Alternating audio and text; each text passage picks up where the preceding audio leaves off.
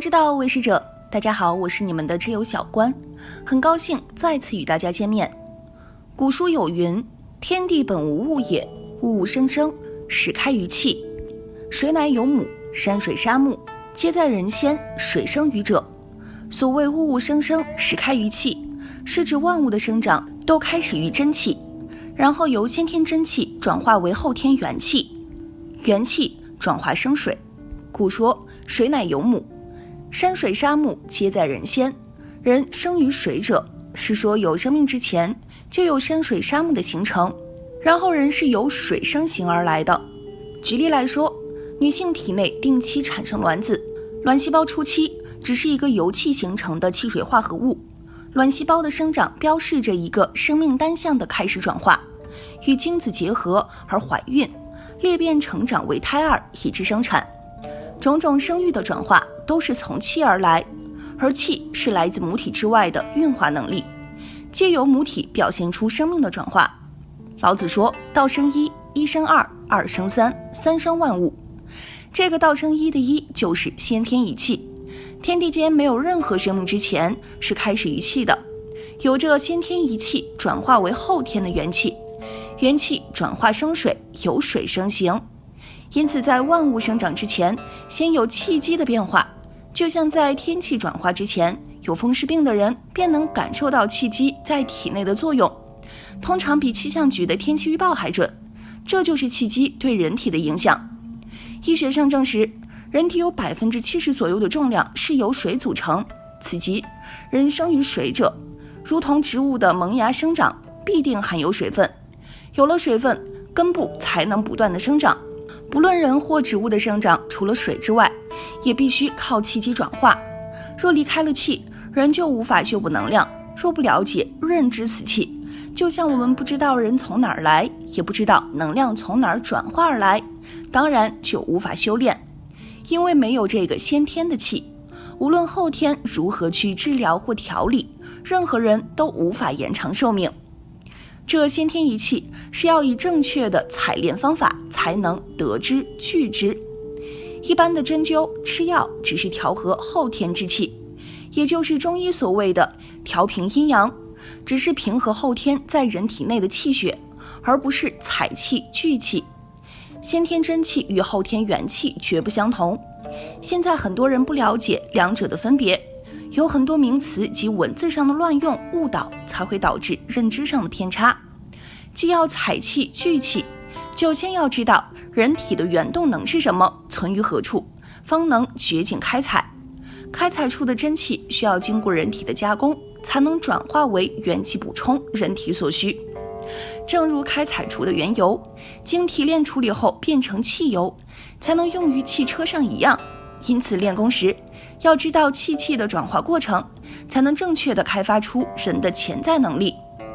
生命潜在的原动能气早存于古文化的记载中，因古人对天地人的了解才传述下来。因对生命的珍爱，古人的寿命远比今人长且健。《黄帝内经》有言：过100岁能劳其身。虽然现代医学如此发达，甚至可以因此而延长人的寿命，但过百能劳又有几何？现代文化的发达反而淹没了许多古文化的珍藏。在这些珍藏中，对天地人的认知和关怀无所不在，而这些知识对如何开发人类的潜能更有详细的阐述，气的转化便在其中。人体内的气机就是真气、元气、五行气等各种气在体内的运行和转化。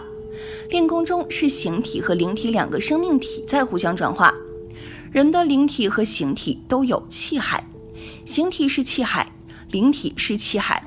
所谓气海俗称丹田，形体和灵体的两个气海就是气机的转化之处。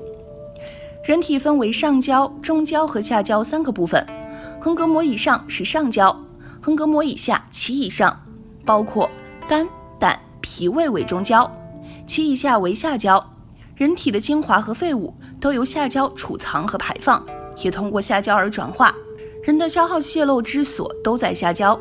人在年轻时小腹是平坦的，一旦步入中老年，小腹开始突出，这是内脏气机不足而造成的下垂，都是从下焦开始。为防止这种衰老现象，就必须维持气机的充足。要维持气机的充足，就必须能做到采气储能，气气转化。人有食神和元神，分别存在于形体和灵体中。气气转化需要神识和元神的沟通，人类智商的高低也是由此二者决定。孔子说，生而知之，学而知之，讲的就是元神和食神。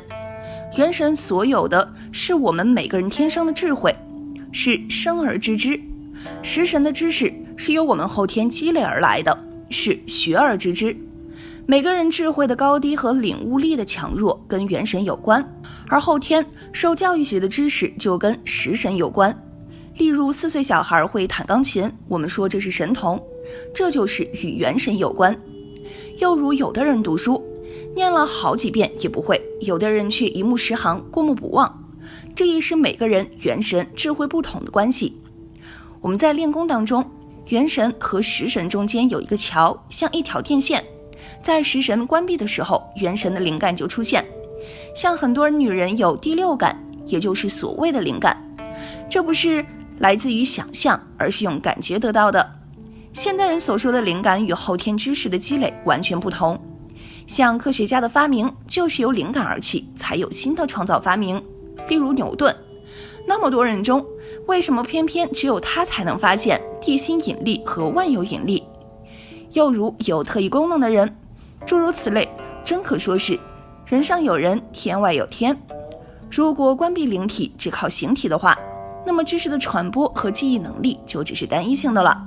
当我们接触到什么，就有什么知识积累，不可能多一点点，所以能力不会多。很多人后天的知识不多，可能是有另一部分的知识来源，这就是孔子所说的生而知之，宗教称之为灵感。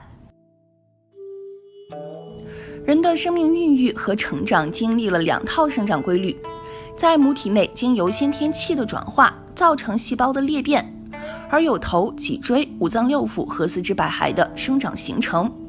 这时灵体大于形体，属于阳抱阴的状态，是先天的生长规律，有再生和修补的能力。等脐带剪断，有了思维欲望后，原有的身躯器官只能增大，不能再造，此为阴包阳的状态。在此状态下，人就开始不断的消耗而失去再生的能力。我们练功就是要从后天返回先天，回到阳包阴，也就是灵包形的状态，才能有再生和修补的能力。阴包阳就是说你的身体包了你的灵体，你的灵体完全是处于被动的状态，不能采气也不能聚气。为使灵行护化，练功时手重入静，也就是大脑不能想事情，关闭思维，而后开启神识通往元神的桥，才能启动我们另一个生命系统的灵体。以灵为主，以形为辅，回到阳包阴灵包形的状况，也就是不郁不虑不思不动的先天状态，做到心不动气自固，意不动神自灵，身不动精自固，不耗我神，不散我精，不耗我气，才能进行气机转化。我们一定要在灵包形的这种情况下，才能采气聚气，透过形体练功用力，以功施功，以气行功，把气海对气海，使体力气力互相转化，也就是阴阳转化，气机转化，把所采的先天的真气转化成后天的元气，元气的增加才能修补供给人体内所需的五脏六腑之气，这样才能达到再造的功能，否则神散气散，精疲力尽，无法再造。练功达到灵形互化时，就不会感觉到累，尤其进入气动现象时，反而觉得身体舒适，聚气时体力就用得少，就像倒吃甘蔗渐入佳境。气动只是体会气机的感觉，好比开车刚发动而已，初学到了一定程度，过了开动的第一关，就好像冲过一条线，上了一个台阶。也有人练功练得满头大汗，可是并不一定有气动。是否气动并不重要，最重要的是学会如何运用气机的变化，以功施功，以气行功，促使两个状态的一运一化，这就是运化功的精要所在。从气的转化，我们可以了解，真气不同于元气，一为先天气，一为后天气，一存于灵体，一存于形体。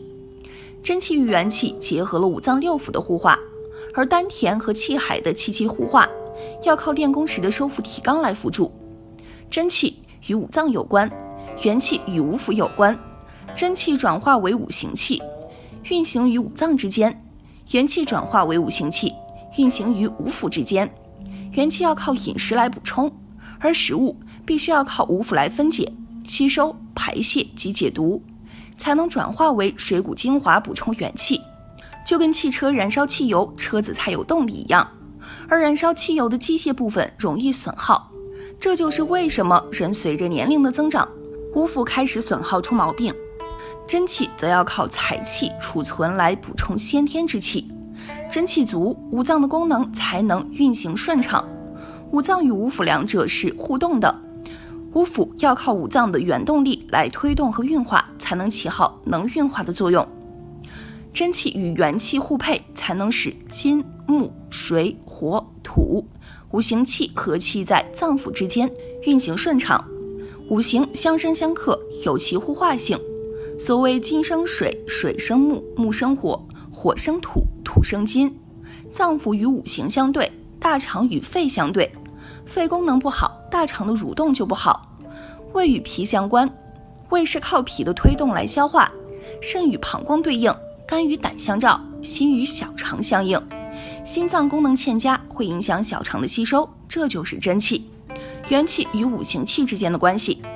好了，今天的影片就到这儿了。最后小关提醒一下大家，在我们练功修身的同时，还要注意日常的养性。